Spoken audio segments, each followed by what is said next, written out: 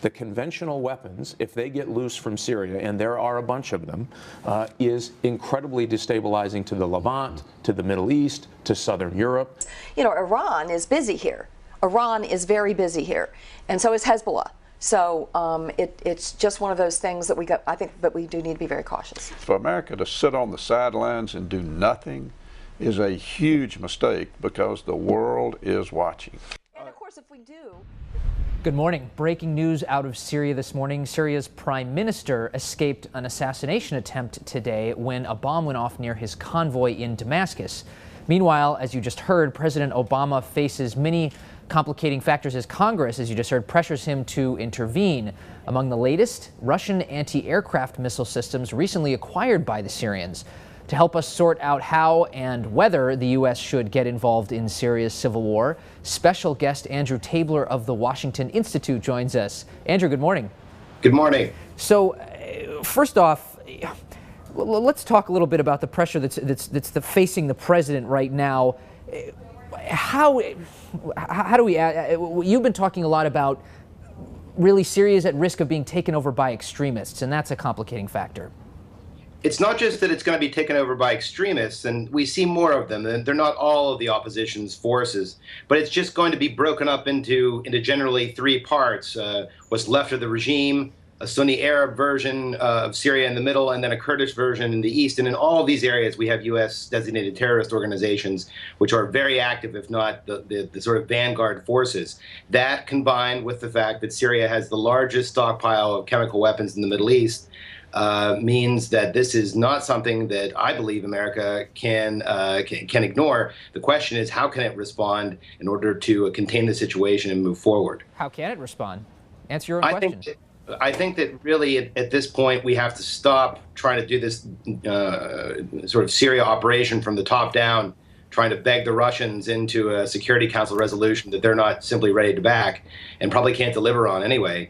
And instead work at the problem from the ground up and really deal with Syria as it is. And that is that Syria is just now increasingly a failed state, a divided country. And the only way to shape it is from the ground up. But that takes tough decisions from our part in dealing with armed groups in Syria and not simply trying to treat the symptoms of the Syria crisis by extending humanitarian aid. Okay, but is that so simply done?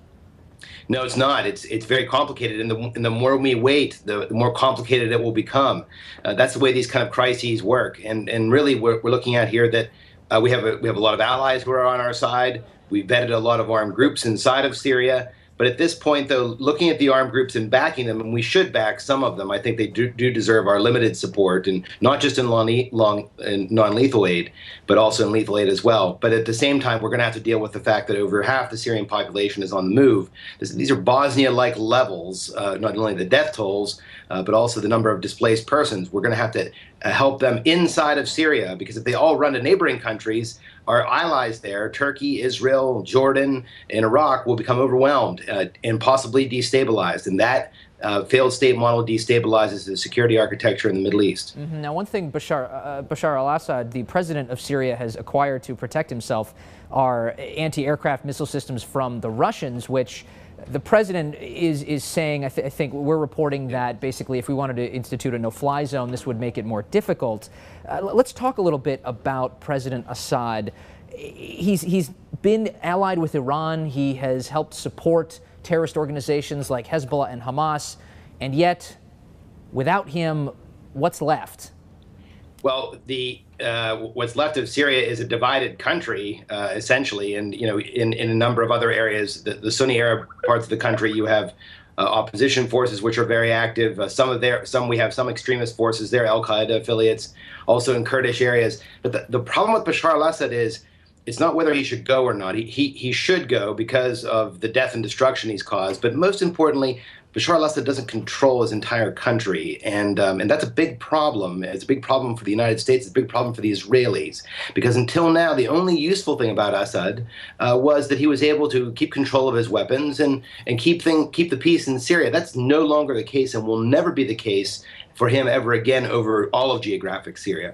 He could hold on a part of it, but that part will be sort of together with Lebanon and more dependent on Iran and Hezbollah than at any other time. That's very bad news for the U.S. and particularly for Israel at a time when they are confronting Iran over its nuclear program. And yet, Andrew, one of the problems we have as we look at some of the anti-aircraft systems that Syria has acquired, one of the problems is what if you arm the rebels? I mean, we tried this in Afghanistan in the 80s, and that didn't end so well. We toppled Saddam, but that empowered the Shia, and in a way, you could say that Iran was the ultimate victor there. Yeah, I can't imagine how Iran would be the ultimate victor here. It's true, the anti-aircraft systems, make this operation harder, but I believe the U.S. Air Force can knock it out. I know the U.S. Air Force believes it can knock it out too. It makes it more complicated, but the more we wait, the more we allow Bashar to import these kind of weapons, more sophisticated weapons. If we had done this a couple of years ago, it would be a much different story. It'd be much cheaper. And this is where I think that the current dollars and cents and these explanations about the U.S. is tired of going into foreign entanglements. I understand that, but sometimes the situation dictates that to do something sooner rather than later actually saves lives and could it backfire? Could it backfire in the sense that if we arm rebels, that we end up having a situation like we had in, say, Afghanistan post the Russian war there in the 80s? I suppose it's possible, but I think at this point, though, that the weapons are flowing in anyway, except they're being supplied by extremists and then other people from the Arab Gulf. We have no control over those weapons. We have no idea where they're going, and they're showing up in places that we wouldn't like, and that's not good. It's better to get involved in this game in a smart way, and we're not talking about boots on the ground here. We're not talking about changing Syria or U.S. policy. We're talking about just more involvement. Great. Thank you for that great insight this morning, Mr. Tabler. My pleasure.